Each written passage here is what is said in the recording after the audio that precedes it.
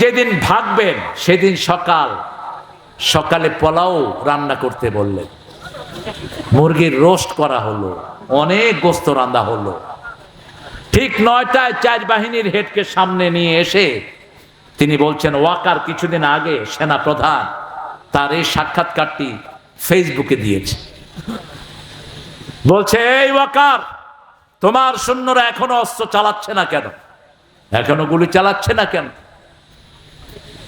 পুলিশের আইজি বললেন, কয়জনের উপর গুলি চালাবে? বলছে, কয়জনের উপর মানে? বলছে, একজনকে গুলি তাক করা হয়, 100 জন বুকের বুতাম খুলে দেয়।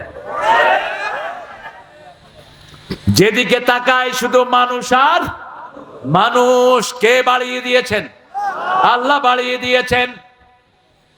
সাথে সাথে হাসিনার বডিগার্ড ছিল 40 জন, রয়ের দালাল, রয়ের সৈন্য 40 জন গণভবনে থাকতো।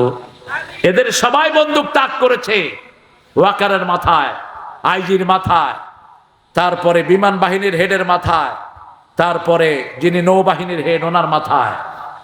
বলছে, অনুমতি দাও, তা না হলে খুলে উড়িয়ে দেব। ওয়াকার বলছেন, আমার খুলে উড়িয়ে দিলে আপনারাও থাকবেন না, আমার সৈন্যরা আপনাদেরকে ক্ষমা করবে না।